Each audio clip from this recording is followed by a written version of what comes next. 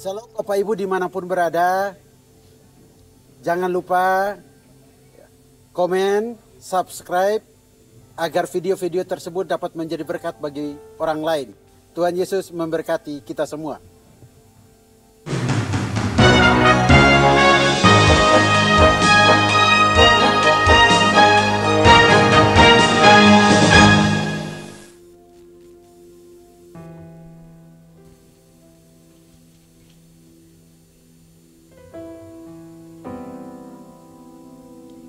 Salam Bapak Ibu yang dikasihi oleh Tuhan Yesus Kristus.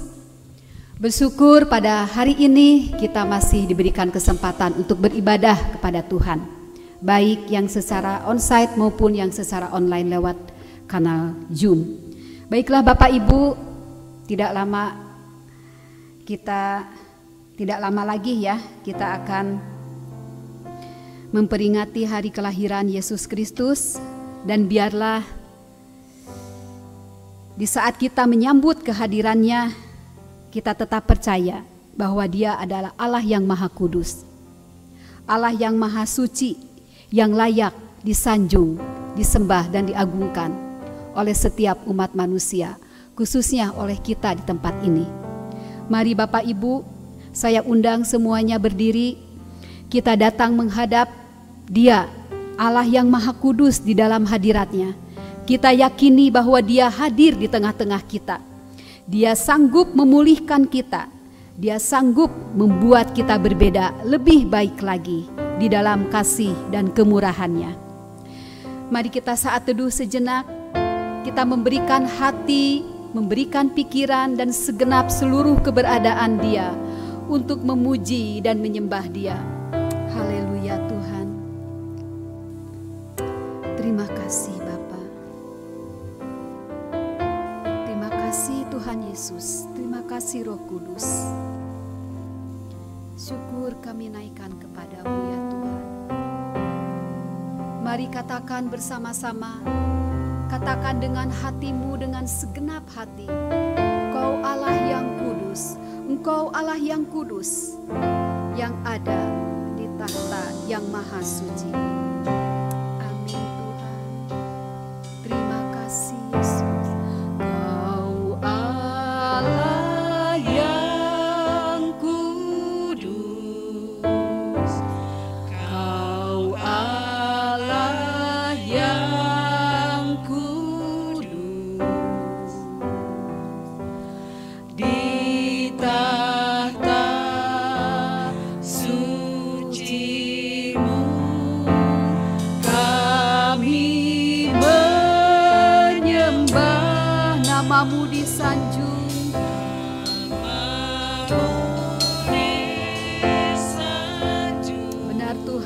Kuasa-Mu nyata sempurna.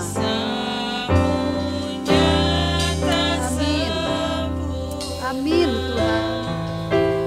Kami puja Engkau Raja mulia. Katakan bersama-sama, Kau Allah yang kudus, Kau Allah yang kudus, Kau Allah yang kudus, di tahta suci-Mu kami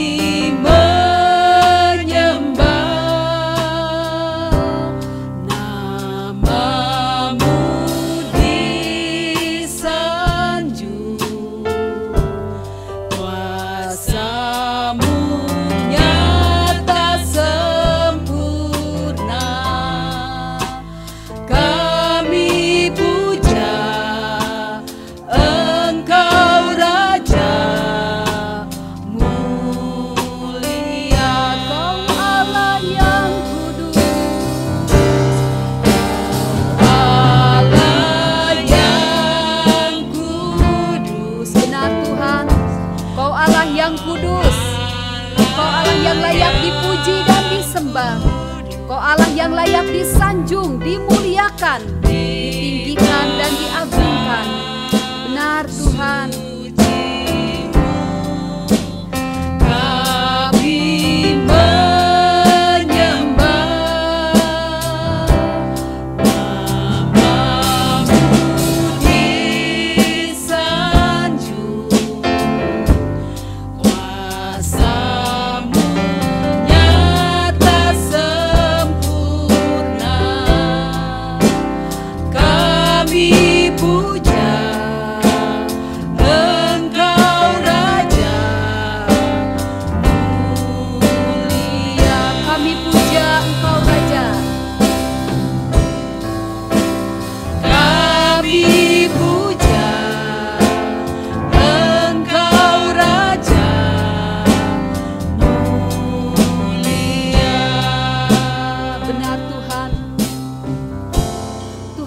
Saat ini kami mau merasakan kehadirat-Mu.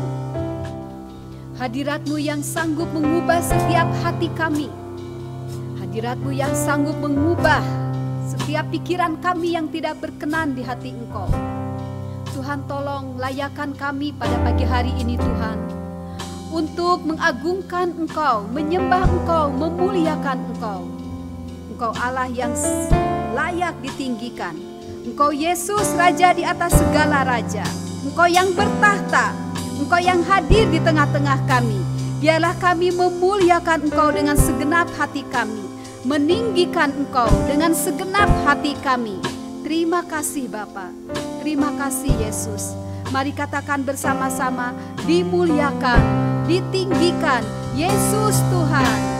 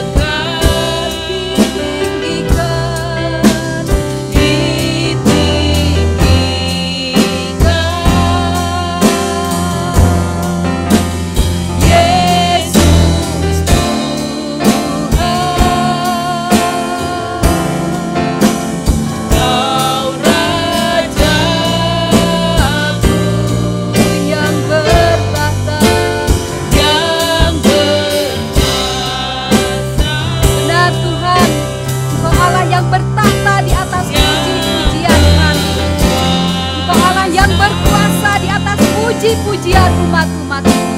Terima kasih Tuhan, benar Tuhan. Katakan sekali lagi dengan hatimu, dimuliakan, ditinggikan.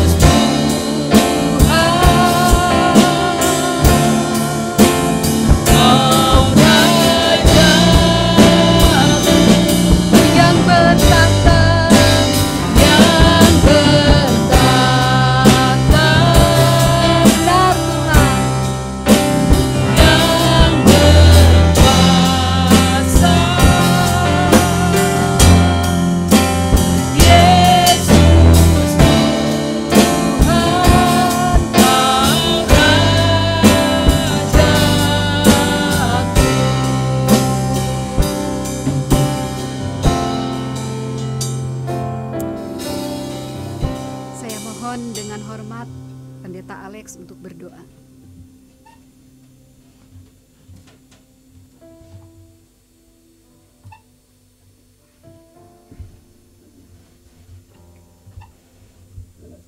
Bapa kami yang di sorga, Engkau Allah pencipta kami, Engkau Allah juru selamat kami Yesus Kristus. Bahkan Engkau Allah yang terus menyatakan penyertaan-Mu di dalam kehidupan kami, pribadi lepas pribadi. Sehingga hanya Engkaulah yang ditinggikan dan dimuliakan. Hanya Engkaulah yang disembah Tuhan. Kami mengucap syukur atas penyertaan-Mu bagi kehidupan kami pribadi lepas pribadi. Baik dari tempat tinggal kami masing-masing, hingga bisa dalam perjalanan dan tiba dengan selamat tanpa kekurangan satu apapun di tempat ini. Kami bisa beribadah bersama-sama secara online maupun onsite. Tuhan, kami serahkan ibadah kami pada pagi hari ini ke dalam tangan-Mu. Karena kami percaya sesuai dengan firman-Mu, di mana 2-3 orang berkumpul, Engkau Allah yang hadir di tengah-tengah kami. Sehingga jemaat-Mu, umat-Mu yang datang dengan letih, lesu, dan berbeban berat, boleh memperoleh perjumpaan dengan Engkau secara pribadi. Karena Engkaulah Tuhan dan Juru Selamat. Dan ajakan Juru Selamat itu senantiasa kami rasakan dalam kehidupan kami, orang percaya. Tuhan, kami serahkan ibadah kami ini ke dalam tangan. Kau yang sertai dari awal hingga akhir. Biar semua yang melayani, Engkau yang urapi dengan otoritas kuasa Roh-Mu yang kudus dan hikmat-Mu. Baik pendeta Saud yang berkhotbah, mau tim musik, worship leader, LCD maupun Pak Pur yang merekam, multimedia. Kami serahkan semuanya ke dalam tangan penyertaan. Dan biarlah ibadah kami hanya terjadi dan terlaksana di dalam nama Allah Bapa, Anak, dan Roh Kudus. Amin. Bapak Ibu, kita akan tetap berdiri ya, karena Tuhan memberikan kemampuan kepada kita untuk tetap berdiri. Kita membebaskan tubuh kita, jiwa kita, roh kita untuk memuji dan mengagungkan Tuhan. Amin. Mari kita memuji Tuhan, memuliakan namanya kembali, mengatakan Tuhanku maha besar, Tuhanku maha kuasa, dialah raja di atas segala raja. Amin.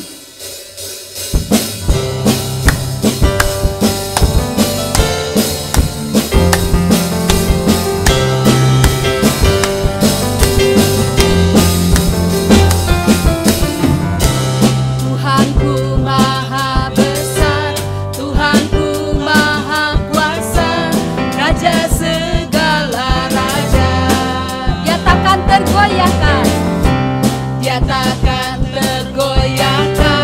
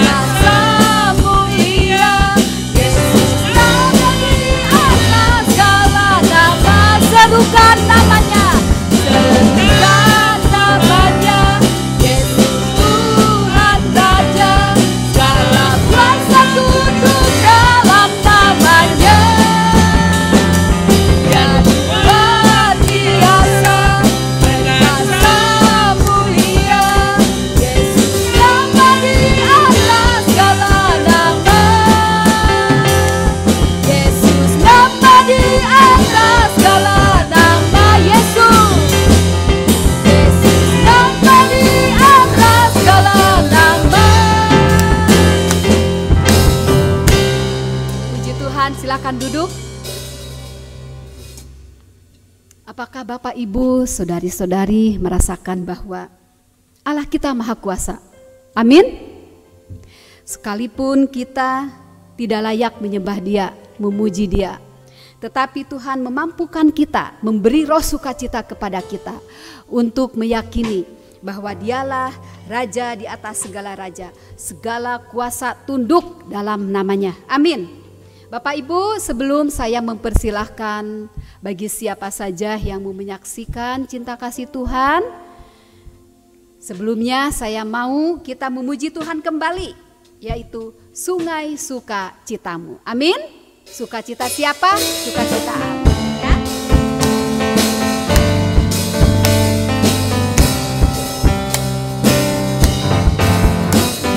Sungai sukacitamu mengalir dalamku.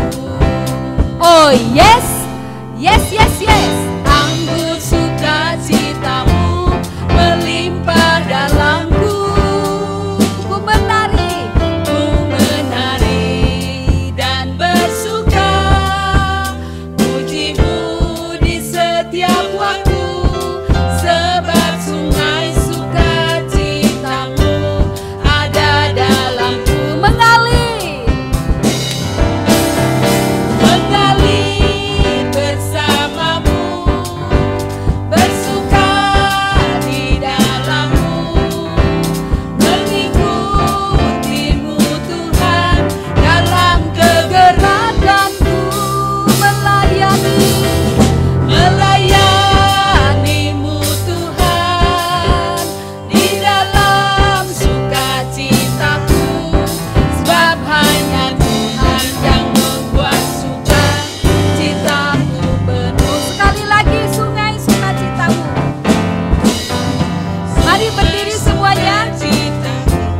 Mengalir dalamku. Oh yes, yes, yes, yes. Anggur sukacitamu melimpah dalamku. Mari kita berikan gerakan. Menari dan bersuka, pujimu di setiap waktu, sebab sungai sukacitamu ada dalamku. Mengalir bersamamu. Mengalir bersamamu, bersuka di dalammu, mengikutimu Tuhan dalam kegerakanku, melayanimu Tuhan di dalam sukacitamu, sebab hanya Tuhan yang membuat sukacitaku penuh. Hanya Tuhan yang bisa membuat kita sukacita kita penuh, ya. Amin. Ya, silakan duduk kembali.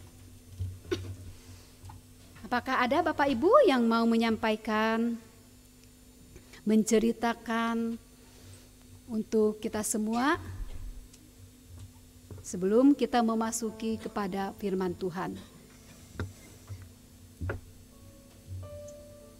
Kalau tidak ada, mari kita siapkan hati kita untuk mendengarkan firman Tuhan. Namun sebelumnya, melalui pujian ini, biarlah kita semakin disadarkan bahwa kita semakin rendah dan Yesus semakin tinggi. Oleh karenanya kita rindu untuk dipenuhi oleh kebenaran firman-Nya. Mari kita katakan, kemanakah aku dapat pergi? Kemanakah aku dapat pergi, menjauhi rohmu yang suci, kau sahabat,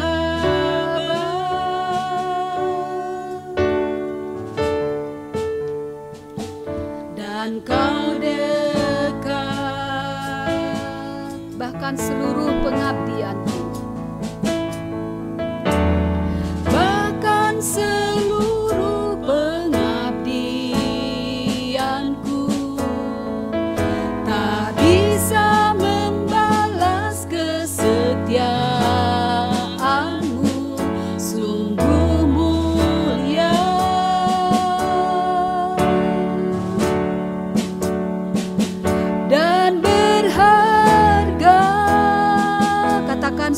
besar.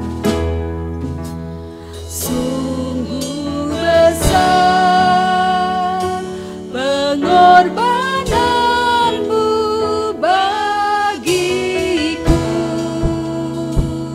terlalu dalam untuk dimengerti. Sungguh besar,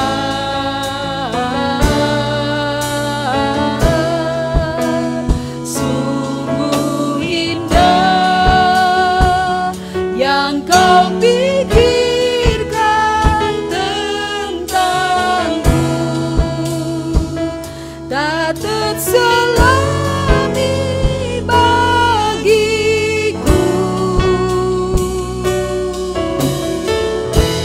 Sungguh indah. Katakan dengan hatimu, kemanakah aku dapat pergi?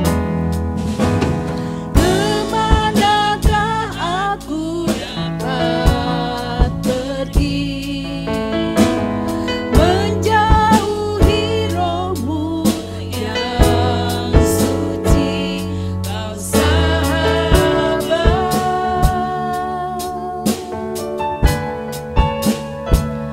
dan kau dekat. Yesus. Bahkan seluruh pengabdianku tak bisa membalas kesetiaanmu. Sungguh mulia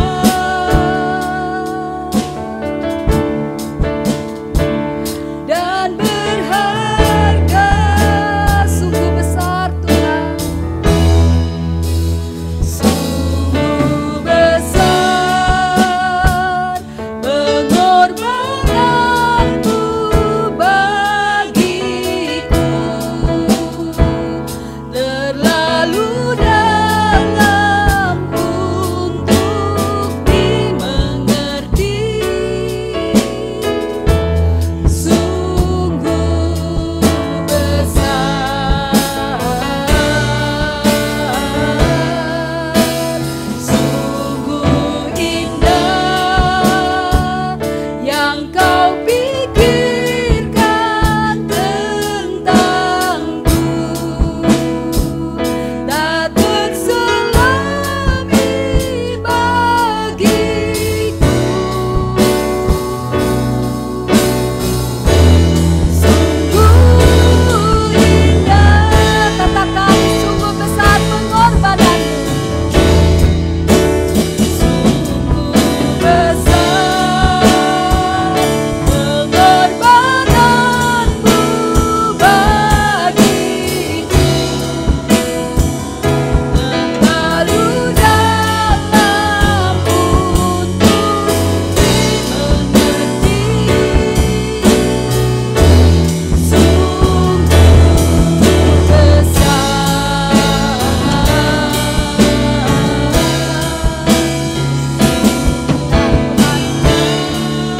Benar Bapak, tidak ada yang lebih besar, yang lebih indah dari Engkau ya Tuhan. Terima kasih Bapak, terima kasih Tuhan. Saya serahkan pada hamba-Nya.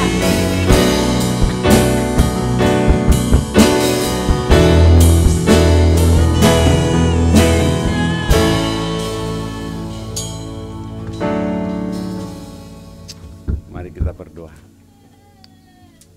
Bapa di surga, terima kasih pada pagi hari ini. Kami boleh menaikkan pujian dan penyembahan kami. Bila sebentar kami akan membaca firman Tuhan dan merenungkannya, biarlah setiap firman yang kami dengarkan boleh tertanam dalam hati kami, dan juga kami boleh lakukan di dalam kehidupan kami sehari-hari Tuhan. Hamba-Mu yang Tuhan percayakan, biarlah Tuhan juga yang menolong dia, yang memberikan kemampuan kepada dia, kuasa-Mu boleh nyata. Kami serahkan kehidupan kami dan waktu ini di dalam nama Tuhan Yesus Kristus kami berdoa. Amin. Ya. Pada pagi hari ini kita akan baca firman Tuhan dalam 2 Timotius. Ini masalah 2 Timotius. Ya. 2 Timotius pasal 3, ya, ini saya renungkan kembali.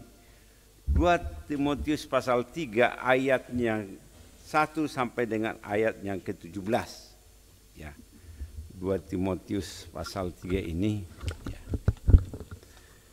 Saya akan bacakan. Ya. Keadaan manusia pada akhir zaman. Ketahuilah bahwa pada hari-hari terakhir akan datang masa yang sukar. Manusia akan mencintai dirinya sendiri dan menjadi hamba uang. Mereka akan membual dan menyombongkan diri. Mereka akan menjadi pemikna.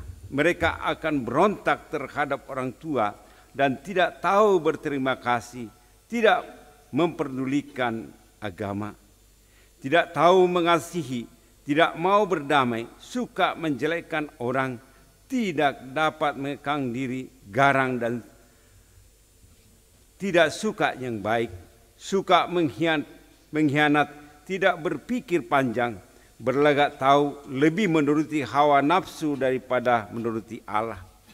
Secara lahiriah mereka menjalankan ibadah mereka, tetapi pada hakikatnya mereka memungkiri kekuatannya, jauhilah mereka. Sebab di antara mereka terdapat orang-orang yang menyeludup ke rumah orang-orang lain dan menjerat perempuan-perempuan lemah yang syarat dengan dosa dan dikuasai oleh berbagai nafsu. Ya. Yang walaupun selalu ingin diajar namun tidak pernah dapat mengenal kebenaran. Sama seperti Yanes dan Yabres menentang Musa, demikian juga mereka menentang kebenaran. Akal mereka bobrok dan iman mereka tidak tahan uji. Tetapi sudah pasti mereka tidak akan lebih maju, karena seperti dalam hal Yanes dan Yabres, kebodohan mereka pun akan nyata bagi semua orang. Tetapi engkau telah mengikuti ajaranku, cara hidupku, pendirianku, imanku, kesabaranku, kasihku, dan ketekunanku. Engkau telah ikut menderita penganiayaan dan sengsara seperti yang telah ku derita di Antiokhia dan di Ikonium dan Listra. Semua penganiayaan itu ku derita, Tuhan telah melepaskan aku daripadanya. Memang setiap orang yang mau hidup beribadah di dalam Kristus Yesus akan menderita aniaya. Sedangkan orang jahat dan penipu akan bertambah jahat. Mereka akan menyesatkan dan disesatkan. Tetapi hendaklah engkau tetap berpegang pada kebenaran yang telah engkau terima dan engkau yang kini dengan selalu mengingat orang yang telah mengajarkannya kepadamu. Ingatlah juga bahwa dari kecil engkau sudah mengenal kitab suci yang dapat memberi hikmat kepadamu dan menuntun engkau kepada keselamatan oleh iman kepada Kristus Yesus. Segala tulisan yang diilhamkan Allah memang bermanfaat untuk mengajar, untuk menyatakan kesalahan, untuk memperbaiki kelakuan, dan untuk mendidik orang dalam kebenaran. Dengan demikian tiap-tiap manusia kepunyaan Allah diperlengkapi untuk setiap perbuatan baik. Jadi pada saat ini tema yang saya akan berikan adalah tetap berpegang pada firman Tuhan di tengah zaman yang sulit. Ya. Kalau kita melihat saat ini bagaimana kesulitan-kesulitan terjadi di bumi ini. Bahkan kalau kita lihat bagaimana mulai orang cenderung banyakkan saat ini semuanya nanti tahun dikatakan akan digantikan oleh robot. Sehingga manusia saat ini nanti akan banyak mengalami pengangguran, ya.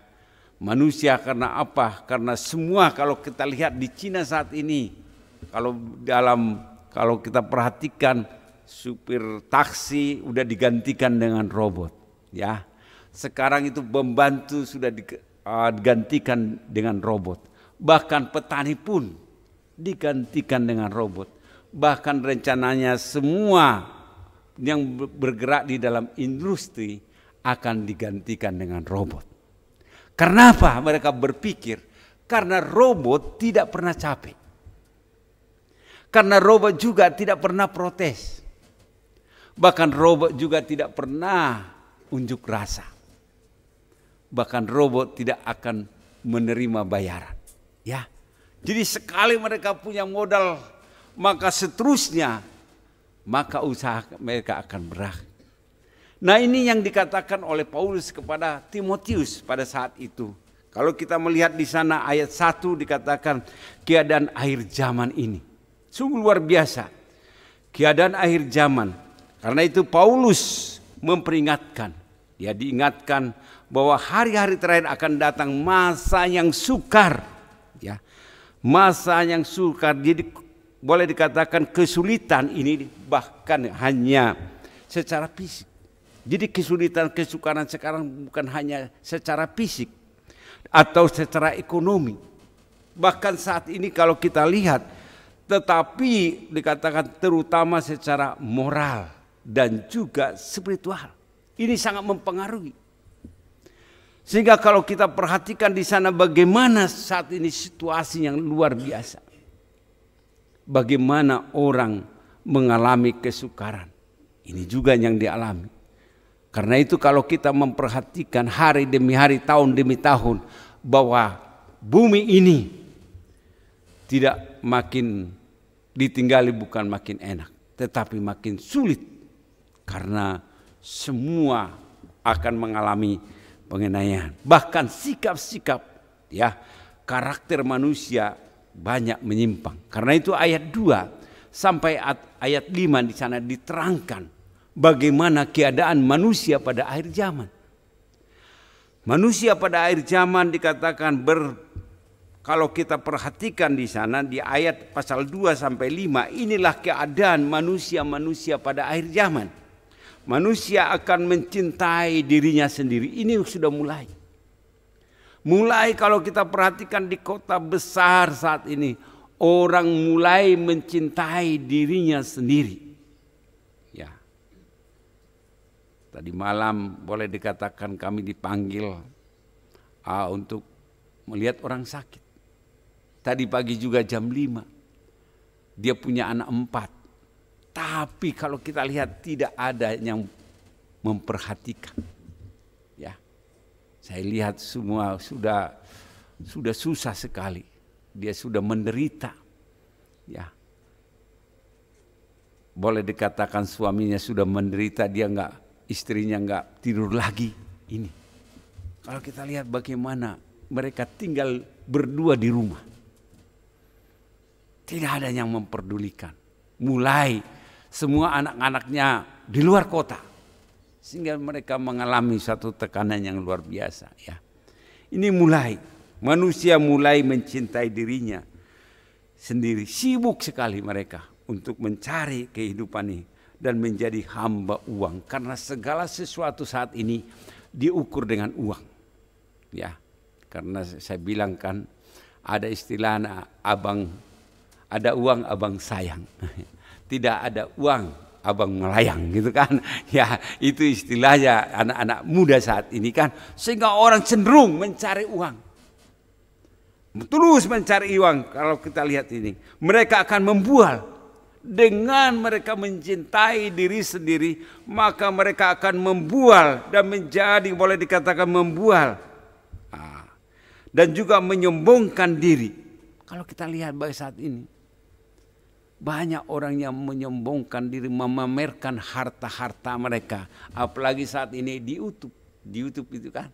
Bagaimana mereka memposting segala sesuatu, apapun diposting. Mobilnya diposting, rumahnya diposting, segala sesuatunya diposting dengan supaya mereka sudah mulai nyombong. Apalagi kalau mereka bagi-bagi uang. Semua diposting semua. Inilah keadaan manusia pada zaman ini. Kalau kita menyombongkan diri, mereka akan menjadi pemikna. Dan juga dikatakan mereka akan berontak terhadap orang tua dan tidak berterima kasih, tidak memperdulikan agama. Mulai ada pemberontakan. Berontak kepada orang tua, melawan orang tua. Bahkan saat ini yang paling parah, mereka boleh dikatakan juga ada yang membunuh orang tuanya. Gara-gara minta HP tidak dikasih, orang tuanya dibunuh. Bahkan orang tuanya dianiaya sedemikian rupa. minta motor nggak dikasih, akhirnya orang tuanya dibunuh juga. Ini yang terjadi keadaan saat ini. Bagaimana manusia mulai tidak memperdulikan agama. Menggeser agama sehingga agama itu mulai tergeser. Karena apa? Karena kesibukan manusia. Kesibukan manusia menggeser agama. Tidak memperdulikan agama lagi dikatakan. Tidak tahu mengasihi, tidak mau berdamai. Ini suka apa? Suka menjelekkan orang lain. Nah di sana, ini kalau kita hitung di sana, boleh dikatakan di dalam 2 Timotius pasal 3 ini, bagaimana jumlah kejahatan manusia makin bertambah. Kalau di sini dikatakan ada 16 di dalam diri 19 kedagingan manusia. Tetapi di Galatia pasal 5 itu cuma 16 keinginan daging ini. Ternyata akhir zaman ini bertambah keinginan daging itu. Bertambah 3 poin. Ya. Kalau nanti Bapak Ibu di rumah coba baca, bandingkan antara Galatia pasalnya yang ke-5 ayat 19 sampai 21 dan juga bandingkan dengan 2 Timotius ini, boleh dikatakan ada kelebihan 19. Ternyata hari demi hari keadaan manusia semakin merosot. Ya, semakin merosot mereka kalau kita bandingkan. Dan juga bagaimana suka mengkhianat, tidak berpikir panjang, berlagak tahu, lebih menuruti hawa nafsu daripada menuruti Allah.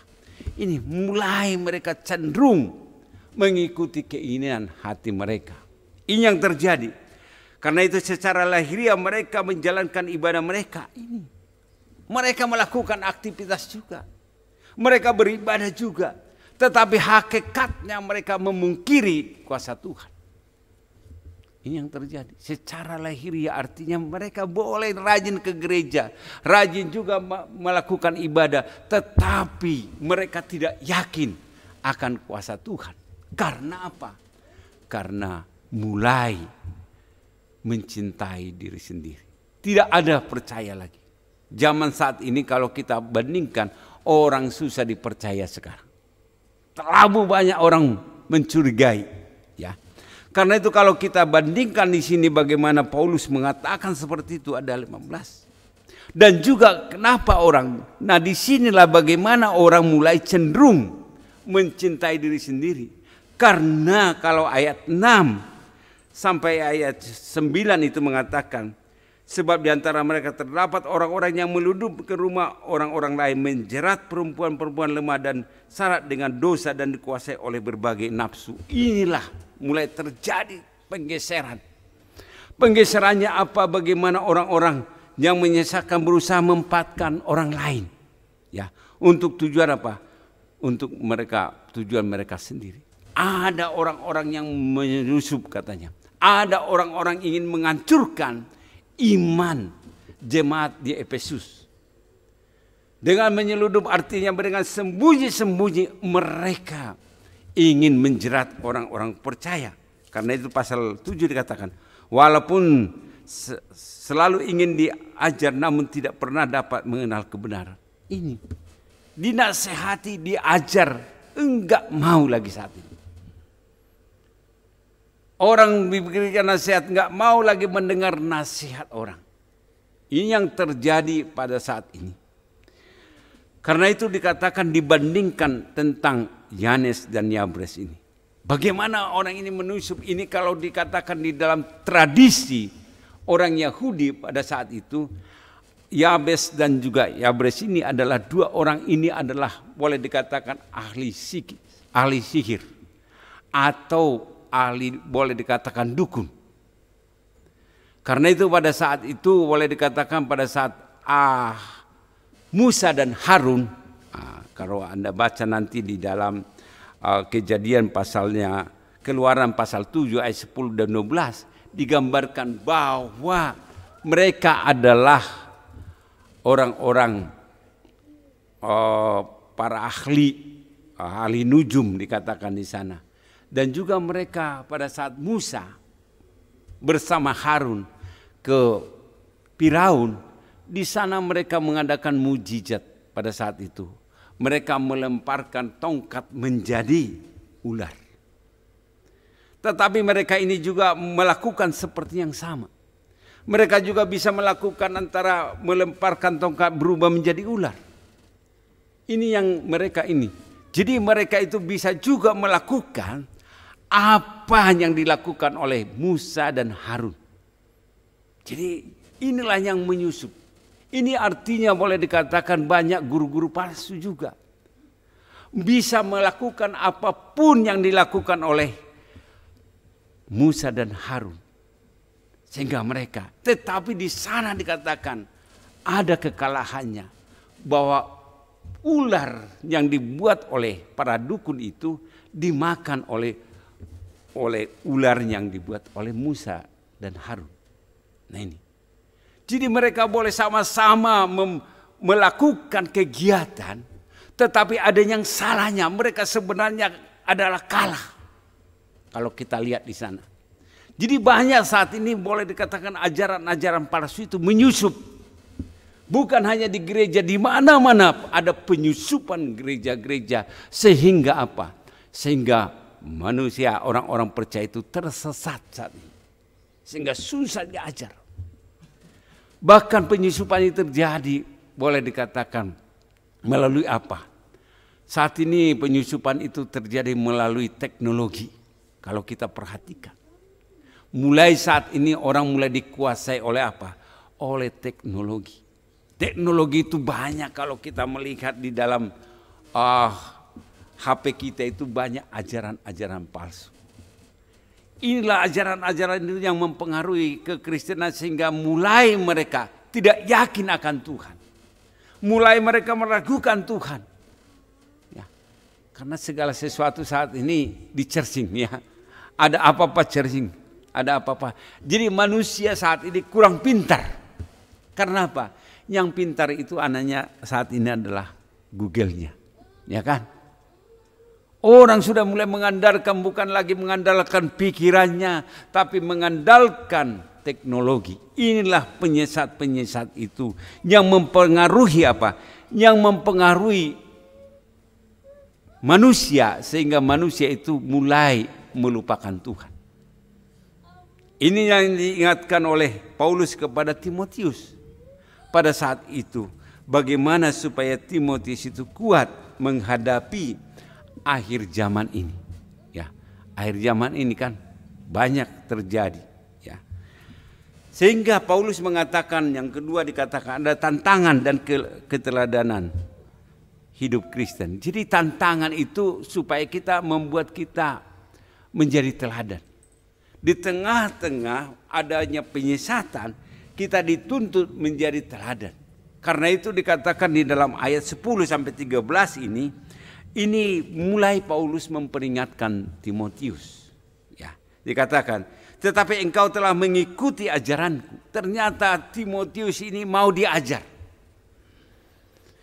Di tengah-tengah keadaan yang rumit itu, Timotius mau diajar, disaksikan oleh Paulus bagaimana dia diajar, mengikuti ajaranku, cara hidupku. Jadi bagaimana cara ini adalah kesaksian Paulus yang dibagikan kepada Timotius. Supaya Paulus mengatakan bahwa engkau memang sudah baik, engkau telah mengikuti ajaranku, dikatakan. Engkau telah mengikuti cara hidupku, pendirianku, imanku, dikatakan di sini, kesabaranku, kasihku dan ketekunanku. Ini yang disampaikan supaya Timotius mengingat apa yang disampaikan oleh Paulus. Sebenarnya bagaimana Timotius ini adalah anak rohani Paulus. Bagaimana supaya mereka, nah di sana, engkau telah ikut menderita penganiayaan. Ternyata Paulus juga pada saat dia mengikuti Paulus ikut juga menderita. Ya, menderita dia, bagaimana penderitaannya yang dituliskan di dalam ayat 11. Penderitaan yang dialami bagaimana ini. Penderitaan adalah bagian dari hidup orang percaya. Jadi penderitaan itu adalah bagian hidup orang percaya. Ya. Bagai ayat 12 dikatakan di sini. Memang setiap orang yang mau hidup beribadah di dalam Kristus Yesus akan menderita aniaya. Jadi bagian dari orang percaya itu dia akan mengalami penderitaan. Karena kenapa menderita? Karena di tengah-tengah zaman ini orang mencintai dirinya sendiri. Manusia orang percaya itu harus mau berbagi. Ya, supaya tidak sama. Ya. Berbagi kepada orang lain. Karena itu dikatakan siapapun yang mau hidup beribadah kepada Tuhan Yesus, dia harus mengalami penderitaan atau penganiayaan di akhir hari. Kalau kita melihat orang-orang percaya itu enggak pernah tenang di dalam kehidupannya, selalu ada gangguan di sini, ya. Jadi ini adalah bagian dari iman dalam Kristus yang disampaikan Paulus. Bagaimana Paulus harus dia menderita, dikatakan di sini. Jadi penderitaan yang dialami oleh Paulus ini, ya. Karena itu dikatakan di sana ayat 13, sedangkan orang jahat dan penipu akan bertambah jahat. Ini situasinya di hari zaman. Jadi kalau dia jahat semakin jahat. Bertambah kejahatan, karena itu saat ini makin orang bertambah jahatnya, ya, bukan bertambah baik, ya. Karena itu dikatakan mereka akan menyesatkan, ayatnya orang yang bertambah jahat ini mereka akan menyesatkan dan disesatkan, ya, makin hari. Kalau orang menyesatkan, tersesat, makin disesatkan. Jadi kita harus orang percaya. Bagaimana sikap kita menghadapi situasi seperti ini? Bagaimana persiapan kita untuk menghadapi akhir zaman ini? Karena itu Paulus memberikan solusi kepada kita. Solusinya apa? Solusinya di sana dikatakan di dalam ayatnya yang ke-14 sampai 17. Pentingnya kita berpegang pada firman Tuhan. Nah, di tengah-tengah seperti itu kita harus berpegang kepada firman Tuhan. Karena itu dikatakan di dalam ayat 14. Tetapi hendaklah engkau tetap berpegang pada kebenaran yang telah engkau terima. Engkau harus tetap berpegang tentang kebenaran yang engkau terima. Artinya kita harus konsisten untuk berpegang kepada kebenaran yang kita terima. Ya, kita harus berpegang karena itu kebenaran. Dan engkau yang kini dengan selalu mengingat orang yang telah mengajar kepadamu. Ini harus dia mengingatkan kepada orang yang mengajarkan kepadanya. Jadi inilah keadaan pada saat itu, keadaan Timotius.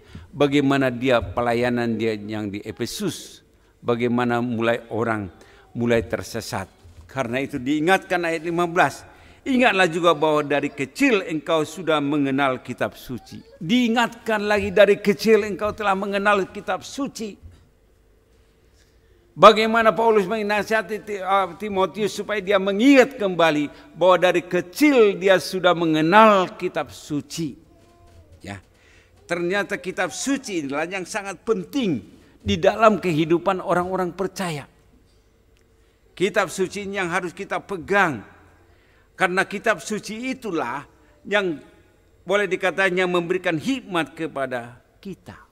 Jadi kitab suci itu memberikan hikmat kepada kita. Alkitab ini yang memberikan hikmat kepada kita. Untuk apa? Untuk menuntun engkau kepada keselamatan oleh iman kepada Kristus Yesus. Jadi Alkitab inilah yang menuntun kita untuk keselamatan kita. Karena itu sangat penting sekali kita terus berpegang di akhir zaman ini, terus kita berpegang kepada Alkitab. Ya, karena apa? Saat ini sudah banyak menggeser keyakinannya dengan apa? Tidak lagi keyakinannya dengan hal-hal yang masuk di akal. Ya, pokoknya sekarang itu iman itu yang masuk di akal. Kalau nggak masuk di akal, mereka nggak terima. Ini sebenarnya. Sehingga banyak orang berpikir karena kalau dia tidak masuk akal, mereka tidak menerima hal itu. Nah, ini sehingga perlu kembali kita ingatkan. Karena itu dikatakan oleh Paulus kembali diingatkan, karena segala tulisan yang diilhamkan Allah itu. Jadi diingatkan supaya kita mengingat kembali tulisan yang diberikan Tuhan itu kepada kita. Itulah yang mengajari kita. Kita ingat. Jadi supaya kita jangan sampai lupa untuk apa? Tetap membaca firman Tuhan dalam hidup kita. Ya. Ya. Seperti kalau dulu saya ingat waktu anak saya Samuel ini kan, waktu mereka baru pacaran itu ya baru pacaran, mereka rajin baca Alkitab berdua. Ya karena saya sebelahnya, mereka di sana sebelum tidur mereka baca Alkitab. Tapi akhir-akhir ini saya lihat nggak lagi baca Alkitab. Ada pengaruh. Ya waktu pertemuan pertama mereka rajin baca Alkitab, berdoa sama, ya kan. Tapi waktu kadang-kadang jadi berubah, nggak lagi, ya kan. Kadang-kadang seperti itu kita. Pertama kita jatuh cinta kepada Tuhan, kita baca Alkitab, kita baca, kita berdoa, tapi lama-lama lupa lagi. Akhirnya apa? Kita merasa kekeringan. Ini terjadi. Ya. Akhirnya kita nggak lagi baca Alkitab sehingga Tuhan nggak mengajari kita lagi. Ini sangat penting sekali. Inilah kelemahan orang-orang percaya. Sehingga mereka boleh terbawa arus karena mereka meninggalkan pembacaan firman Tuhan. Iya. Meninggalkan pembacaan firman Tuhan sehingga apa? Sehingga pikirannya bisa kosong. Akhirnya ada masalah, dia hanya melamun. Dia menyatakan bagaimana ini panik sendiri. Tetapi kalau dia baca firman Tuhan, nah firman Tuhan itulah yang mengajari dia bagaimana firman Tuhan itu memberikan hikmat kepada dia. Sehingga dia bisa kuat di tengah-tengah air zaman ini. Kalau enggak akan rapuh. Karena itu Paulus menuliskan kepada Timotius, di tengah-tengah seperti itu engkau harus membaca Alkitab. Karena sejak kecil engkau sudah mengenal Alkitab itu, sampai sekarang kamu harus membacanya. Karena firman Tuhan ini sangat berguna bagimu untuk apa? Mengajari engkau. Jadi kalau kuncinya kita bisa kuat dalam hidup ini, kita bisa boleh dikatakan mampu menghadapi setiap masalah. Pertama kita harus terus membaca Alkitab, jangan bosan. Kadang-kadang iblis itu memanfaatkan. Karena pada saat kita baca Alkitab mulai ngantuk. Pada saat kita baca Alkitab mulai ada gangguan. Handphone lah segala macam lah. Mulai. Sehingga apa? Kita nggak fokus. Karena biasanya itu juga yang dialami oleh mahasiswa-mahasiswa teologi. Pada saat Pak gimana Pak? Kalau saya baca Alkitab susah Pak. Ya kan? Sehingga laporan tiap bulan kurang dari 105. Ini masalahnya. Karena pada saat mereka baca Alkitab selalu mengantuk katanya. Kalau baca yang lain nggak ngantuk. Kenapa kalau saya baca Alkitab sering mengantuk katanya. Baru 2 pasal, baru 3 pasal. Karena di kuliah, di sekolah itu diwajibkan 3,5 pasal 1 hari. Tetapi pada saat mereka baru 2 pasal sudah ngantuk. Ternyata kalau kejadian seperti itu perlu dipertanyakan. Kenapa pada saat kita baca firman Tuhan mengantuk? Kenapa kalau pada saat kita umpamanya kita main game nggak ngantuk-ngantuk? Ya. Kenapa kita nonton sinetron nggak ngantuk? Tetapi pada saat kita membaca firman Tuhan langsung mau tidur. Nah ini masalahnya. Ada apa? Inilah pertanyaan kita yang harus kita pelajari. Oh ternyata ada apanya. Ternyata ada apa ini. Ya kan. Sekarang saya bilang kalau kau ngantuk ambil korek ganjal matamu. Saya bilang ke mahasiswa gitu kan. Supaya mereka ngantuk. Yang paling susahnya. Mereka susah sekali. Anak-anak diajar untuk menghafal ayat susah sekali. Baru di tes kemari besok udah lupa. Baru di tes kemarin lagi, lupa lagi. Mereka seperti berat sekali untuk membaca firman Tuhan ini. Ya, kadang-kadang inilah yang perlu kita sadari. Jangan sampai Jangan sampai kita digeser jadi jauh dari Tuhan gara-gara kita sibuk sendiri akan urusan kita sendiri. Kita hanya mementingkan diri sendiri sehingga lupa untuk apa? Untuk datang kepada Tuhan, membaca firman Tuhan. Sehingga di otak kita ini, di hati kita ini ada firman Tuhan yang menolong kita, yang memberikan kekuatan kepada kita pada saat kita mengalami sesuatu. Firman Tuhan itu yang berbicara dalam hati kita. Ya. Pada saat kita khawatir, baru kita ingat firman Tuhan. Di dalam 1 Petrus 5 ayat 7 dikatakan, serahkanlah segala kekhawatiranmu kepadaku, sebab Ia yang memelihara kamu. Nah, berbicara.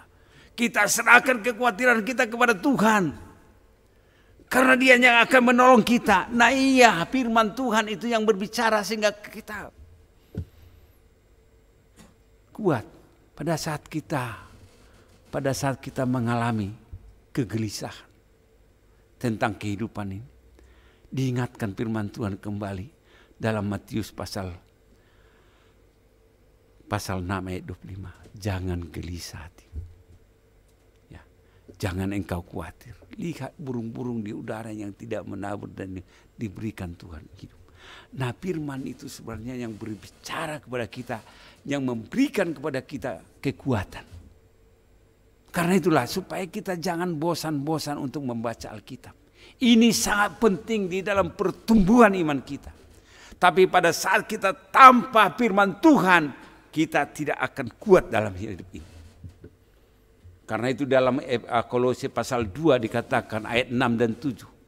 Kamu telah menerima Yesus Kristus di dalam hidupmu. Karena itulah hendaklah kamu berakar di dalam Dia. Kau akan berakar di dalam Dia, semakin dalam akarnya, semakin kokoh batangnya. Kalau orang itu enggak berakar di dalam Tuhan, maka pada saat ada gempa, pada saat ada angin kencang, angin puyuh, maka pohon itu akan roboh. Saya bilang dalam kehidupan kita juga seperti itu. Kalau kita enggak berakar di dalam Dia, bagaimana caranya berakar di dalam Dia kalau kita enggak pernah baca Alkitab? Nah, ini masalahnya. Hanya kita mendengar kesaksian-kesaksian orang lain.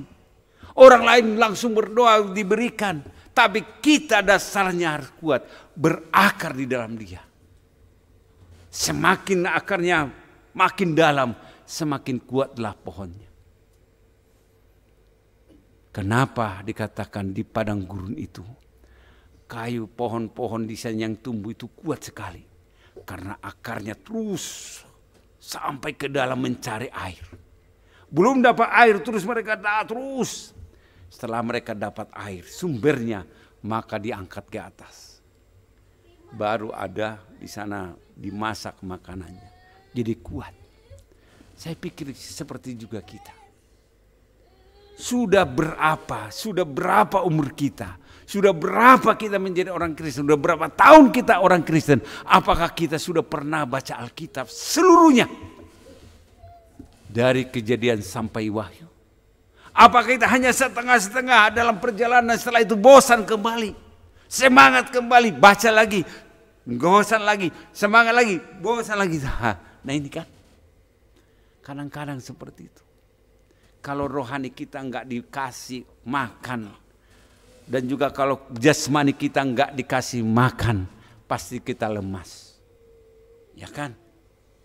Kita tidak mengkonsumsi makanan segala yang bergizi, kita lemas. Nah, rohani juga seperti itu. Spiritual kita juga harus dikasih makan. Makanannya apa? Makanannya firman Tuhan. Ya.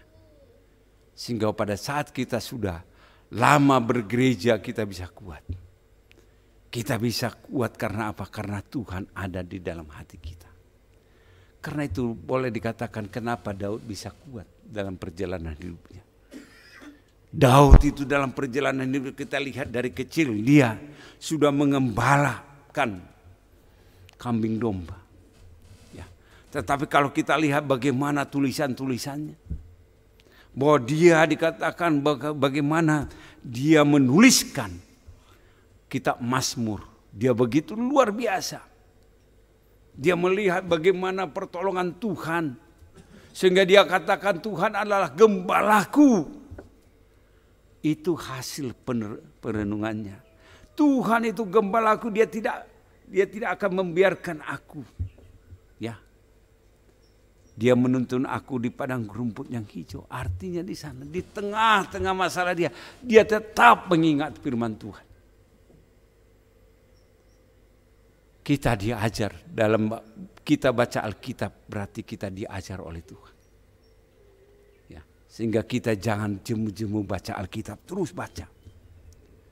Kalau bosan pun kita, kalau ngantuk paksa, nanti kadang-kadang iblisnya akan kalah. Ya kan? Kalau kita nggak melawan iblis, dia akan menang. Karena itu dikatakan dalam Yakobus pasal yang ke-4 ayat 7. Ya. Boleh dikatakan di sana. Tunduklah kepada Allah dan lawanlah iblis, maka dia akan lari daripada. Pertama kita harus melawan itu. Melawan iblis itu di dalam nama Yesus, sehingga apa? Dia lari. Ya.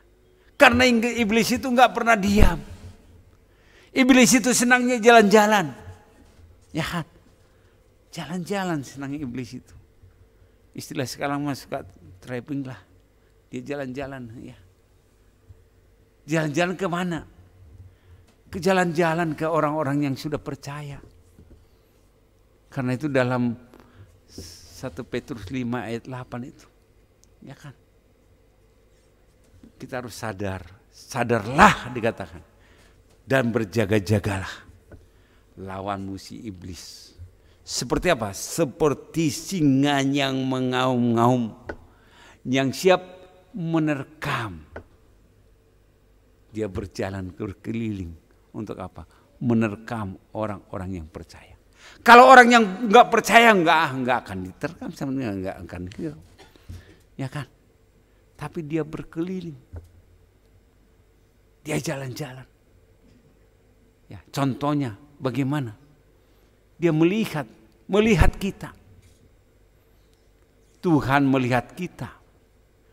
Juga iblis juga melihat kita. Contohnya apa? Contohnya si Ayub. Ya kan? Ketika si iblis itu jalan-jalan ke surga dengan anak-anak manusia itu, Tuhan bertanya. Iblis katanya, bagaimana hambaku Ayub? Katanya. Tuhan bangga karena Ayub itu, kalau kita baca pasal 1 itu, dia orang saleh. Dia orang yang takut akan Tuhan, selalu memberikan persembahan kepada Tuhan. Sehingga iblis mengatakan, bagaimana hambaku Ayub? Ditanya iblis. Ya, apa kata iblis? Iblis itu menyindir juga, menyindir Allah. Ya, dia bisa taat karena apa katanya? Karena engkau lindungi, gitu kan? Karena engkau lindungi katanya. Coba katanya. Coba saya berikan tanggung jawab. Apa dia setia kepadamu? Ya kan? Ya. Terus apa kata Tuhan? Biarlah saya izinkan kamu, tapi hanya jangan ambil nyawanya. Apa yang terjadi? Ketika Tuhan memberikan izin kepada iblis, maka terjadi apa? Pertama itu boleh dikatakan, dia kehilangan semua hartanya. Dia kehilangan anaknya. Bahkan istrinya meninggalkan dia. Nah ini. Tetapi apa kita lihat? Dia tetap setia. Karena apa? Dia tetap takut akan Tuhan. Karena itu dia katakan Tuhan yang memberi, Tuhan yang mengambil. Terpujilah nama Tuhan. Nah ini. Jadi pada saat kita mau setia kepada Tuhan, kita mau membaca firman Tuhan, pasti banyak godaannya. Kita akan diganggu. Ya kan? Sehingga banyak orang katanya, kalau kamu susah tidur baca Alkitab katanya. Ya kan? Ya. Langsung tidur. Jadi nggak usah pakai cari-cari antimo atau apa obat penenang untuk bisa tidur, ya kan? Nah ini berarti pada saat kita membaca Alkitab, kita berhadapan dengan Tuhan, adanya nggak senang. Ya, cobalah paling sedikit Anda menyelesaikan 1 kali baca Alkitab. Kalau 2 kali sudah bagus, 3 kali semakin bagus, 4 kali semakin lebih bagus. Nah ini, ya, apalagi anak-anak muda ya, baca Alkitab. Herpan juga harus baca Alkitab ya, ya baca Alkitab sebelum tidur, baca Alkitab. Ya, supaya apa? Supaya Tuhan memberikan hikmat kepintaran kepada kita. Ya, jadi artinya kalau kita baca Alkitab baru kita menyadari apa yang kita lakukan itu salah atau tidak. Dalam pembacaan Alkitab itu kita, oh ini saya masih salah ini, saya masih salah ini. Baru hari demi hari. Pada saat kita membaca Alkitab itulah yang memperbaharui hidup kita. Yang menolong kita sehingga hidup kita berubah. Karena apa? Karena firman Tuhan. Kalau kita ingin mengubah hidup kita susah. Susah kita menghidup kita. Orang lain ingin mengubah hidup kita susah. Karena sekali kita katakan, sudah dari sononya saya seperti ini. Tapi kalau firman Tuhan ada di dalam, dia yang memperbaharui hidup kita. Dia yang membuat hidup kita semakin baru. Memperbaiki hidup kita. Kelakuan kita semakin dibaharui. Sehingga pada saat ada penyesatan, sehingga ada guru-guru palsu ada, kita tetap tahu kebenaran. Tetapi kalau kita nggak baca Alkitab, kita akan terseret. Ya. Kita akan terseret oleh zaman ini. Tetapi dengan kita membaca Alkitab, berulang kali kita baca Alkitab, maka kita semakin berakar di dalam Dia. Ya kan? Kalau kita hanya mendengarkan kesaksian orang lain, saya melihat Tuhan, saya begini, sebegini, Anda akan kecewa. Tetapi pada saat Anda membaca Alkitab, oh benar juga. Jika Anda diajar oleh Alkitab, sehingga Anda tidak menjadi batu sandungan. Ya ini. Karena itu ayat 17 dikatakan di sini. Ayat 17 baru dikatakan. Dengan demikian tiap-tiap manusia kepunyaan Allah diperlengkapi untuk setiap perbuatan baik. Kita akan diperlengkapi oleh kebenaran firman Tuhan. Sehingga kita akan berbuat baik. Kita akan punya satu tujuan. Dalam Kolose pasal 3:22 baru kita katakan, apapun yang kamu lakukan, lakukan itu untuk Tuhan, bukan untuk manusia. Jadi segala sesuatu yang kita kerjakan itu kita lakukan untuk Tuhan, maka kita akan memberi yang terbaik untuk Tuhan. Sehingga dalam kita bekerja enggak bersungut-sungut. Bekerja di rumah tidak bersungut-sungut. Apapun yang kita lakukan tidak ada sungut-sungut. Karena apa? Kita memberi yang terbaik untuk Tuhan. Ya kan banyak saat ini. Apalagi anak-anak disuruh orang tuanya. Aduh lagi sibuk katanya. Lagi apa? Enggak memberi yang terbaik untuk Tuhan. Kita harus punya moto di dalam hidup kita. Saya lakukan ini untuk Tuhan, bukan untuk manusia. Sehingga pada saat kita rumah di pelantai, kita sambil memuji Tuhan. Ya kan? Kalau Anda tidak melakukan untuk Tuhan, maka tiap hari Anda akan ganti sapu. Mungkin Anda kesal sapunya bleng gitu kan. Mungkin Anda kesal embernya dilemparkan itu kan. Kenapa? Ini suami saya ini hanya tidur katanya. Saya yang suruh kerja. Wah gitu kan. Jadi apa? Itu bukan untuk Tuhan. Jadi kalau kita bekerja untuk Tuhan, kita lakukan untuk Tuhan, kita bekerja dengan sukacita. Bukan jadi beban. Nah, seringkali kalau jadi beban itu capek, ya kan? Kita nyapu cuman segini, bisa kita sudah ngos-ngosan karena kesal. Bekerja dengan kesal, dengan sukacita berbeda, ya kan? Coba kalau Ibu Susan ya, lagi kesal dia, umpamanya gunting rambut orang, ya siapa tahu itu kita salah gunting katanya, baru sadar kan, ya kan, ya kalau dia lakukan itu, oh iyalah, sambil nyanyi sambil, kalau ada sukacita seperti itu bekerja untuk Tuhan nggak sampai. Jadi inilah yang penting kita lakukan supaya kita bertumbuh, harus tetap konsisten baca Alkitab. Kalau enggak ada pertumbuhan dalam hidup kita. Kalau kita hanya mendengar firman Tuhan baru cuman umpamanya hanya setengah jam atau 1 jam, itu setiap minggu itu sangat sedikit. Tapi kalau kita baca Alkitab di rumah masing-masing, maka kita akan bertumbuh. Iman kita akan bertumbuh, ya.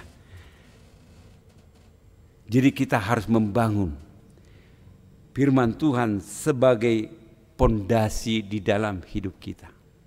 Ya, mulai kita harus. Mungkin Anda bisa menyelesaikan baca firman Tuhan 6 bulan kalau Anda rajin. Saya waktu praktek dulu, saya 6 bulan, saya baca Alkitab 1 kali. Ya, dalam praktek 6 bulan. Ya, coba Anda, ya, sambil bekerja sebentar baca Alkitab. Baca Alkitab. Nah ini. Karena itu baca Alkitab, mempelajari. Kita harus mempelajari. Dan hiduplah sesuai dengan firman Tuhan setiap hari. Nah hidup sesuai dengan firman Tuhan setiap hari. Jadi itulah yang penting.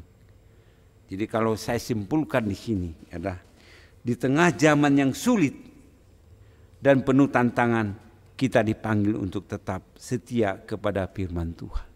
Ya, yang sulit ini kita tetap setia untuk baca firman Tuhan. Ya, jangan dipengaruhi. Dengan berpegang pada pengajaran yang benar dan hidup sesuai dengan firman, kita dapat bertahan dan menjadi terang di dunia yang gelap. Ya ini. Jadi kita tetap bertahan di dunia yang gelap. Ya. Ingat bahwa firman Tuhan adalah sumber kekuatan, hikmat dan penghiburan bagi hidup kita. Ini firman Tuhan inilah yang terus kita baca. Ya kan? Ini kekurangannya. Kekurangan orang-orang percaya seringkali jarang baca Alkitab.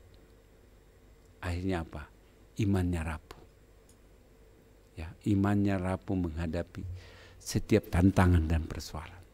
Tetapi kalau kita sudah, firman Tuhan sudah menguasai hidup kita, maka kita akan kuat. Kita jangan berharap kita mengatakan, saya mau menguasai firman Tuhan, itu enggak akan bisa. Tetapi kita harus dikuasai firman Tuhan.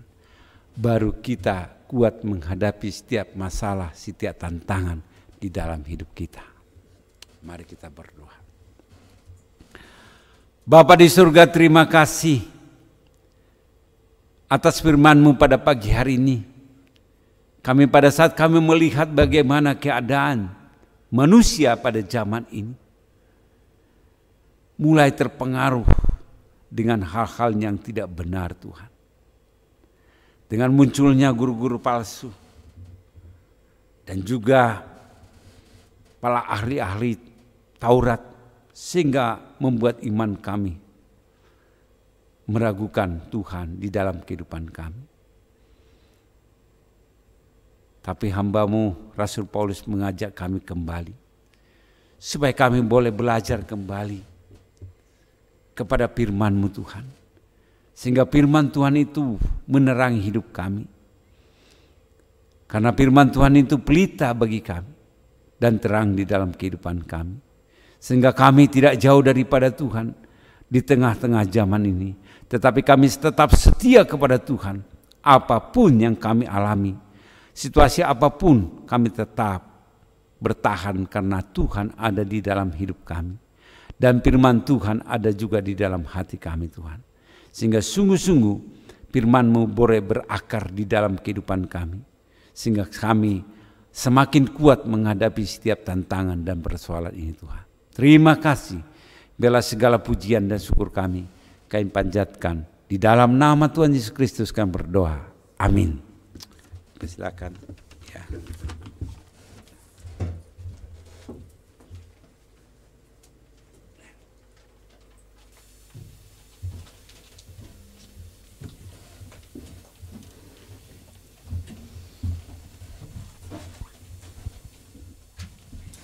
Terima kasih untuk Pendeta Saud yang sudah menyampaikan firman Tuhan. Dan Bapak Ibu, sebentar kita akan memberikan persembahan kepada Tuhan.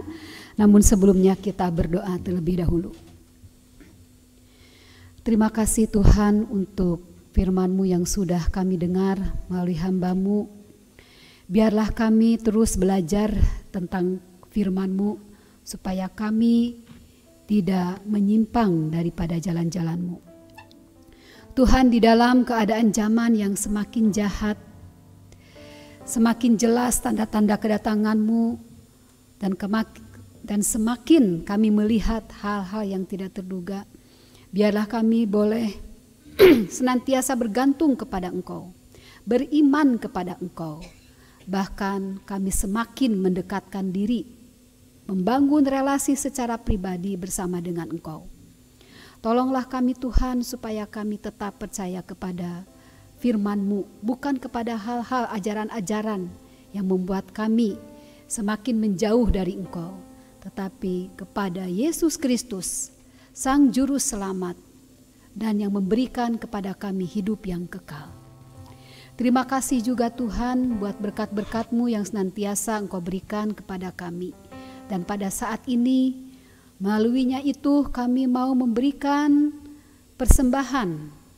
Seberapapun yang bisa kami berikan, biarlah kami memberinya dengan rasa syukur, dengan ketulusan, dan untuk memperlebar kerajaan-Mu. Terima kasih Bapa. Dalam nama Tuhan Yesus kami berdoa dan mengucap syukur. Amin. Sambil memberikan persembahan, mari kita menyanyikan pujian Sungai Sukacita-Mu mengalir dalam hidup.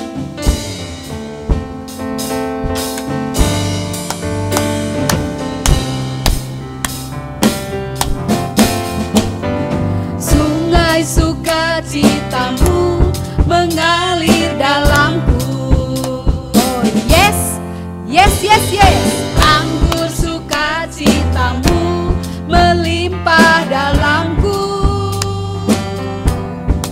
Ku menari dan bersuka, puji-Mu di setiap waktu, sebab sungai sukacita-Mu ada dalamku. Mengalir, mengalir bersama-Mu, bersuka di dalam-Mu, mengikuti-Mu Tuhan dalam kegerakanku, melayani-Mu Tuhan di dalam sukacitaku, sebab hanya Tuhan yang membuat sukacitaku penuh. terima kasih yang sudah memberikan persembahan. Dan saya persilakan untuk warta jemaat Pendeta Alex.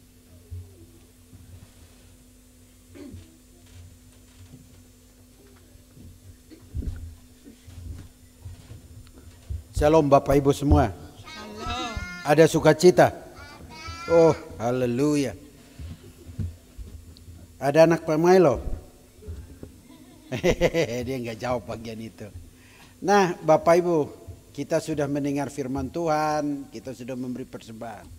Dan kiranya persembahan yang diberikan dipakai untuk pelebaran kerajaan Allah melalui pemberitaan Injil di muka bumi ini. Nah, tadi Pak Saud sudah banyak tuh bicara itu tentang kitab suci ya, bukan hanya menuntun keselamatan, bukan hanya supaya kita melakukan apa menjadi kehendak Tuhan ya, banyak hal yang disampaikan Pak Saud. Makanya kalau ada Alkitab dibaca, jangan ditaruh ya. Ini anak muda nih ya. Ya ada Tio, ada Lala, ada mana? Ini ada Bang Haga, ada Bang Samuel, ini ada Bang Ari, ya anak muda ini ya. Jangan selalu berpikir orang tua nanti, oh ya orang tua pantau saya baca Alkitab, enggak. Ya baca Alkitab itu kesadaran sendiri. Orang tua paksa juga, kalau kalian nggak mau ya sampai kapanpun kalian nggak akan pernah memahami itu. Ya. Jadi ya semua orang percaya harus baca Alkitab. Kalau mau bilang saya mau mengenal Tuhan, saya mau hidup kudus, saya hidup benar sesuai firman Tuhan, ya baca Alkitab. Ya. Ya. Jadi jangan taruh Alkitab itu jadi bantal tidur ya. Tadi Pak Saud ngomong tadi itu ya. Saya sempat lihat Ibu Mei, saya tanya sudah baca sampai kitab mana ya, karena dia udah baca nggak tahu itu ya. Ya sudah beberapa bulan, apakah sudah lewat kitab ulangan atau masih tetap di ulangan, nggak pernah beranjak dari ulangan, saya nggak tahu tuh ya. Dia baca Alkitab setahun itu ya. Ya memang betul Pak Saud, semakin dibaca semakin berat ya, makanya saya putar, ada kalanya saya dengar ya, dengar sambil duduk saya dengar Alkitab ya. Tapi Mei juga akhirnya ikut dengar. Ya. Dia dengar cepat Pak Saud, langsung kitab itu beres dalam sekejap. Tapi disuruh baca hanya Tuhan dan dia yang tahu. Ya. Jadi baca Alkitablah dengan rajin ya. Terima kasih Pak Saud. Dan kita akan masuk ke pengumuman warta. Ya ini warta kita persembahan berapa tuh? 300.000 ya. Ya terima kasih atas persembahan Bapak Ibu, dan itu ada nomor rekeningnya. Silahkan ditransfer ya jika memberi persembahan. Next lanjut. Nah, aduh, saya bingung ini foto yang di tengah ini diambil dari dunia mana ini ya. Orangnya langsung hilang itu ya. Ya selamat ulang tahun Bu Neneng ya, Bu Olsia ya, Efran ya. Tuhan berkati ya Efran dalam masa pertumbuhan, sehat selalu ya, diberi hikmat ya, cita-citanya masa depannya tercapai dalam Tuhan ya, dan tetap tersenyum sekalipun giginya ompong ya, dan tolong cari itu baju pulang pakai lagi ya. Bu Ros maupun Ibu Olsia ya, sehat selalu yang penting ya, panjang umur ya, berat jodoh karena sudah ada jodoh dua ya. Ya, tapi juga ya tetaplah ya melayani Tuhan bersama-sama suaminya. Ya, kalau Bolsia dengan Pak Saud ya hari ini hadir, kita juga berdoa untuk Pak Nelson biar supaya minggu-minggu depan Tuhan pulihkan kesehatannya dari pasca operasi supaya bisa hadir. Ya, kita doakan terus Pak Nelson. Gimana Bu Ros? Iya? Tinggal asam urat ya? Iya. Ya uratnya tinggal aja ditaruh asam jawa juga pasti udah akan beda Bu itunya ya. Kita doakanlah, tidak ada sesuatu yang mustahil bagi Tuhan kok ya.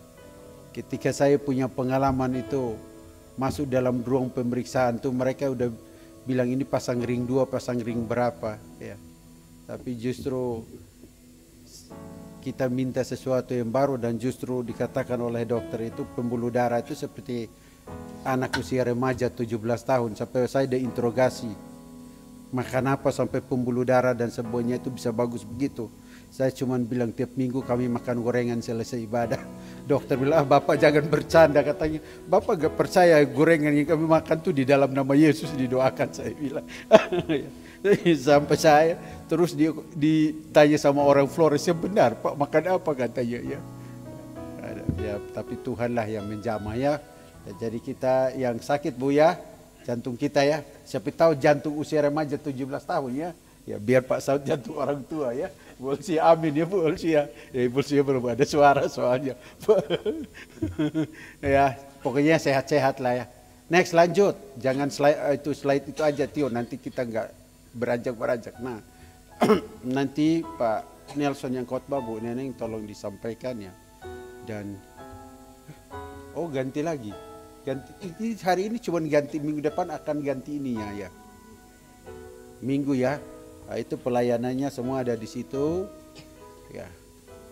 Enggak tahu ini Mas Jojo sudah pulang belum? Ya. Udah kayaknya. Ya, nanti Bu Pur tolong kasih tahu. Makasih Bu Pur ya. Next lanjut itu yang melayani. Tolong persiapkan minggu depan. Ini khotbah Bapak di Radio CV ya. 103,5 FM setiap hari Senin jam 7 pagi. Ya, bisa didengar Bapak Ibu sambil beraktivitas. Next, lanjut. Ini pokok doa ya, untuk bangsa dan negara, ya, pemilihan kepala daerah serentak, politik dan keamanan. Ya, di Indonesia kita bersyukur karena sudah pergantian presiden dan wakil presiden, tinggal kita melihat jejak kerja mereka. Kita minta hikmat Tuhan supaya mereka memimpin bangsa dan negara ini dengan benar. Namanya politik, jadi ya, janji itu indah pada awalnya, prakteknya itu tak seindah janjinya. Jadi kita terus berdoa supaya Tuhan beri hikmat dan arahkan mereka ya. Cuaca, ya, bencana alam, ya, gereja, ya, jemaat yang tidak hadir ya. Biasa kalau hadir penuh ya, tapi kalau gak hadir juga kelihatan kursi kosong-kosong ya. Ya, kita berdoa supaya ya, semua yang tidak hadir bisa beribadah minggu depan bersama-sama dengan kita lagi. Dan juga para pelayan, Pak Nelson kembali ke Kuningan setelah pulih dulu ya, belum masih lama ya. Kita terus doakan ya, jemaat yang sudah lama tidak hadir ya. Lalu kesehatan Pak Yopi dengan Ibu, ya, pemulihan kesehatan Pak Nelson, Ibu Olsia, ya, saya sendiri, Michael, ya, jemaat yang sakit. Mungkin ada yang mau didoakan Bapak Ibu selain yang dituliskan. Iya, kita juga berdoa untuk Tio maupun Lala nanti ya. Termasuk rencananya tanggal 30 ya. Bapak Ibu diharapkan bisa hadir ya. Jam 10 pagi ya. Dan itu Lala ada di belakang ya. Pak Milo bisa ngintip ke belakang itu ya. Mereka udah mau jadi orang tua, jadi buru-buru jadi orang tua. Nanti tua benar kayak saya, nanti rambut putih. Ya, oke, kita berdoa. Mari kita berdoa. Bapa kami yang di sorga, Allah pencipta langit dan bumi, Tuhan dan Juru Selamat kami Yesus Kristus. Allah yang selalu menyatakan anugerah-Mu, Allah yang selalu menyatakan kuasa-Mu, Allah yang selalu menuntun hidup kami melalui Roh-Mu yang kudus, tapi juga berbicara kepada kami melalui firman-Mu. Tuhan, terima kasih, hamba-Mu Pendeta Saud sudah menyampaikan firman-Mu. Bagaimana firman-Mu menuntun kami ke seluruh kebenaran, tapi bagaimana firman-Mu juga membawa kami untuk mengenal Engkau sebagai Tuhan dan Juru Selamat. Tapi juga harus hidup benar di hadapan hadirat-Mu, hidup memuliakan nama-Mu. Tuhan, tolong kami, Roh Kudus pimpin kami, agar kami betul-betul memiliki satu semangat yang sama, roh yang sama, yang berkobar-kobar untuk membaca kebenaran firman-Mu. Biar pada saat kami membaca firman-Mu, kami semakin mengenal Engkau, kami semakin hidup takut akan Engkau, kami semakin melakukan apa yang menjadi kehendak-Mu, dan bahkan kami semakin memahami apa perintah-Mu dan menjauhi apa yang menjadi larangan-Mu. Sehingga hidup kami hanya meninggikan dan memuliakan nama-Mu semata-mata. Roh Kudus, mampukan dan tolong kami, tuntun kami ke seluruh kebenaran melalui karya-Mu dan firman-Mu. Dan biarlah firman-Mu ini dapat menjadi pelita bagi kaki kami dan terang bagi jalan kami. Berkati Pendeta Saud di dalam pelayanannya, baik di rumah tangga, baik di Tyrannus, dimanapun Engkau utus hamba-Mu untuk memberitakan Injil. Engkau Allah yang mengurapi, menyertai dan memberkati dia, termasuk di tempat ini Tuhan. Kami serahkan kehidupannya maupun kehidupan pelayannya serta keluarganya ke dalam tangan-Mu. Tuhan, kami juga berdoa untuk bangsa dan negara di mana kami tinggal. Pemilihan presiden, wakil presiden, semuanya telah terlaksana. Tapi Tuhan, Engkau juga berikan kepada mereka hikmat-Mu dan tuntun mereka ke seluruh kebenaran, agar mereka memimpin bangsa ini dengan takut akan Engkau dan memimpin bangsa ini dengan adil, makmur dan sejahtera. Segala keputusan, segala hal-hal yang berkaitan dengan politik, Tuhan Engkau sertai mereka, agar mereka memutuskan segala sesuatu dengan bijaksana, sehingga terjadi kemakmuran dan kesejahteraan dalam bangsa ini.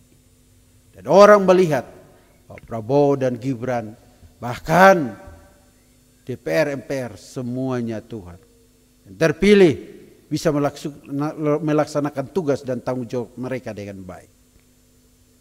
Tuhan, kami juga sebentar akan memasuki pilkada. Tuhan, kami secara pribadi tidak mengenal secara baik orang-orang yang nanti kami akan pilih. Tapi Engkau Allah yang menciptakan mereka. Engkau Allah yang menyelidiki hati dan pikiran mereka. Engkau Allah yang mengetahui segala motivasi mereka. Maka Tuhan, Engkau berikan kepada kami hikmat dan kepekaan. Sehingga ketika kami mencoblos pada saat pilkada, orang-orang yang kami pilih adalah orang-orang yang memiliki ketulusan hati untuk memajukan bangsa dan negara ini, khususnya daerah Jawa Barat. Tuhan, kami serahkan semua proses itu ke dalam tangan-Mu nanti, sehingga semuanya dapat terlaksana dengan baik dan lancar.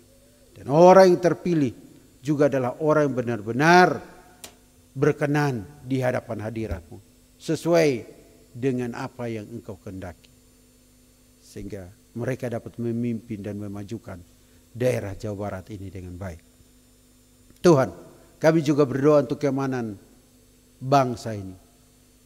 Baik ada oknum-oknum yang berusaha merongrong, merusak keutuhan bangsa ini. Tapi kami percaya Tuhan, Engkau Allah yang terus bekerja untuk mendatangkan keamanan, perlindungan bagi bangsa Indonesia ini. Baik Tuhan, para teroris, baik oknum-oknum atau politik-politik yang bermanuver melakukan niat jahat, Tuhan Engkau ungkapkan semua itu Tuhan. Dan aparat kepolisian, aparat TNI dan segala oknum-oknum atau aparat pemerintah yang terkait, biar bisa mereka bersinergi untuk menyingkapkan semua ini dengan baik, sehingga bangsa ini tetap aman dalam pemeliharaan perlindungan. Kami juga berdoa Tuhan untuk para hamba Tuhan di tempat ini. Tuhan, baik Pak Yopi, Bu Yani, Pak Saud dengan istri, Pak Nelson dengan istri, hamba-Mu dengan istri, maupun Bu Ade dengan suami. Semua yang terlibat dalam pelayanan, Tuhan Engkau yang sertai. Beri kesehatan, beri hikmat, berikan penyertaan, berikan perlindungan. Dan biarlah hidup kami semuanya melakukan kebenaran firman-Mu, memberitakan kebenaran firman-Mu, menghidupi kebenaran firman-Mu, sehingga betul-betul hidup kami menjadi teladan dan menjadi berkat dimanapun kami berada. Dan orang melihat perbuatan kami yang baik dan memuliakan Bapa yang di sorga. Tuhan, kami juga berdoa Tuhan untuk jemaat-Mu di tempat ini yang letih, lesu dan berbeban berat. Kami tidak tahu pergumulan apa yang dialami. Apakah faktor studi, apakah faktor pekerjaan, apakah faktor ekonomi, apakah faktor keluarga, apakah faktor berkaitan dengan anak. Apapun Tuhan pergumulan-pergumulan umat-Mu, Engkau Allah sendiri yang menyelidiki hati dan pikiran setiap jemaat-Mu di tempat ini. Dan Engkau jawab doa-doa mereka seturut kehendak-Mu semata-mata. Sehingga yang letih, lesu dan berbeban berat, ajakan juru selamat itu terjadi. Biar mereka berjumpa dengan Engkau, mendapat pertolongan daripada Engkau, sehingga memperoleh kelegaan daripada-Mu semata-mata. Di dalam nama Yesus Kristus, Engkau yang menolong semuanya itu. Termasuk Tuhan, kesehatan Pak Yopi, Bu Yani, Bolsia hamba-Mu, Pak Nelson, bahkan Michael. Setiap jemaat-Mu yang sakit, Tuhan seluruh organ tubuh kami Engkau yang ciptakan. Apapun sakit penyakit kami, hidup kami itu adalah milik-Mu dan ciptaan-Mu. Maka kami mohon belas kasihan-Mu. Kami mohon buah kuasa jamahan-Mu Tuhan. Di dalam nama Yesus Kristus, seperti firman-Mu menuliskan bahwa oleh bilur-bilur-Mu kami sembuh. Dan kami percaya kuasa-Mu bekerja.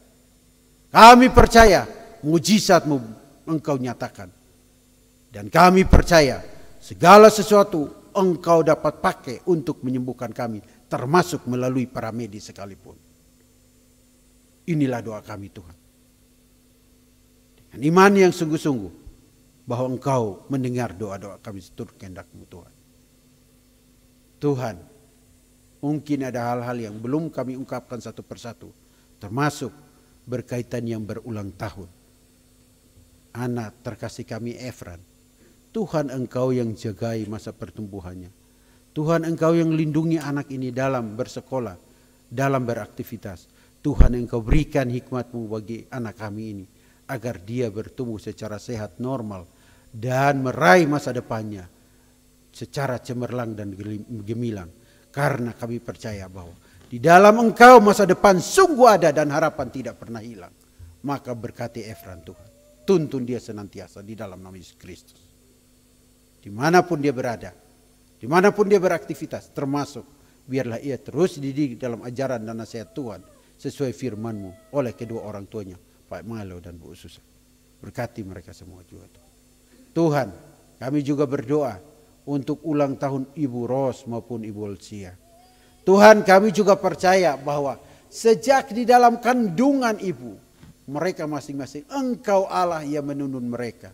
Bahkan sampai usia saat ini, tangan Tuhan pun tidak pernah meninggalkan mereka. Sehingga Tuhan, berkat jasmani, berkat rohani, Engkau limpahkan kepada mereka menurut kekayaan dan kemurahan-Mu di dalam nama Yesus Kristus. Bahkan Tuhan juga Engkau cukupkan segala kebutuhan mereka menurut kekayaan dan kemurahan-Mu semata-mata. Sehingga Ibu Ros maupun Ibu Olsia melihat bahwa sampai saat ini, sampai masa tua, mereka tetap mengalami yang namanya Eben Haeser. Pertolongan Tuhan itu terjadi dalam hidup mereka. Tuntun sertai mereka di dalam mengiring dan melayani Engkau.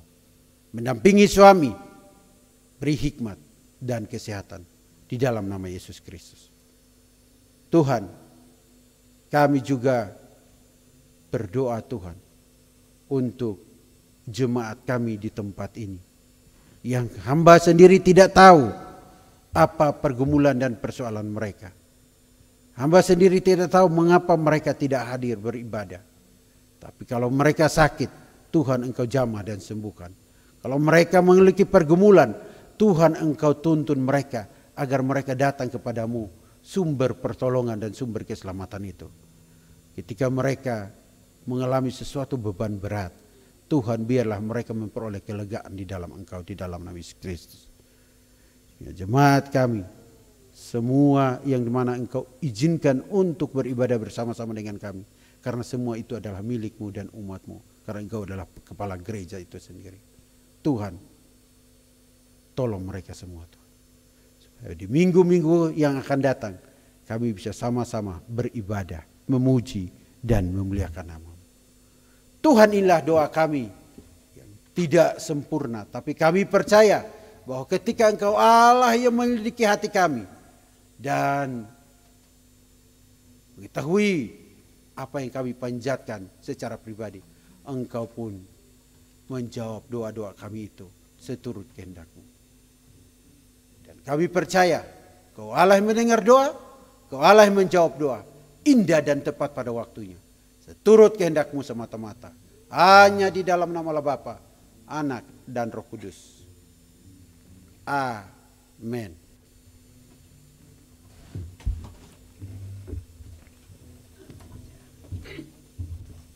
Mari kita bangkit berdiri, kita mengatakan pengakuan iman rasuli.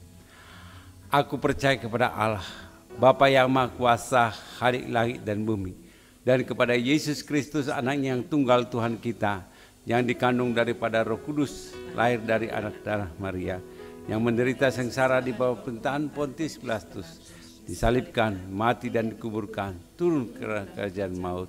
Pada hari yang ketiga, bangkit pula dari antara orang mati, naik ke surga, duduk sebelah kanan Allah, Bapa yang Maha Kuasa, dan akan datang dari sana untuk menghakimi orang yang hidup dan yang mati. Aku percaya kepada Roh Kudus, gereja yang kudus dan persekutuan orang kudus, pengampunan dosa, kebangkitan daging, dan hidup yang kekal. Amin. Jemaat yang dikasihi Tuhan, pulanglah. Biarlah setiap firman Tuhan yang telah kami dengarkan boleh tertanam dalam hati kami, dan terimalah berkat daripada Tuhan. Tuhan memberkati engkau dan melindungi engkau. Tuhan menyertai engkau dengan wajahnya dan memberi engkau kasih karunia. Dan Tuhan menghadapkan wajahnya kepadamu dan memberi engkau damai sejahtera. Amin. Kiranya engkau memberkatiku.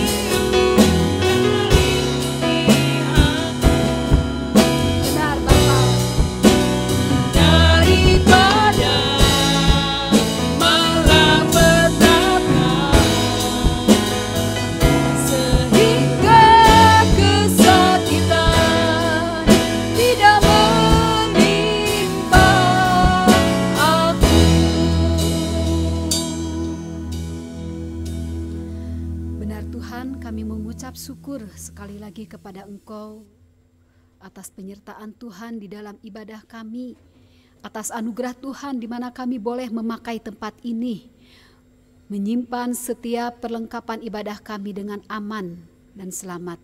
Kami bersyukur untuk semua itu ya Tuhan, dan kami berdoa untuk seluruh tempat ini yang dipakai oleh anak-anak Tuhan sebagai tempat beribadah dan sebagai tempat berusaha. Kami berdoa Tuhan memberkati pengelola tempat ini, bahkan yang memiliki tempat ini berlipat kali ganda. Kami berdoa biarlah setiap ibadah anak-anak-Mu di sekitar tempat ini senantiasa dalam keadaan aman, tenang, dan selamat dari hal apapun juga. Dan kiranya setiap umat-umat Tuhan diberkati oleh Tuhan di dalam kehidupan mereka masing-masing. Dan kami juga akan pulang ke rumah kami masing-masing. Biar damai sejahtera Allah menyertai kami semua dari sekarang, bahkan di hari-hari mendatang yang akan kami lalui. Di dalam nama Tuhan Yesus kami berdoa dan mengucap syukur. Amin. Selamat pulang, Tuhan Yesus memberkati, dan selamat bertemu di ibadah mendatang. Selamat Pak Yopi dan Ibu Yani, Tuhan memberkati. Amin.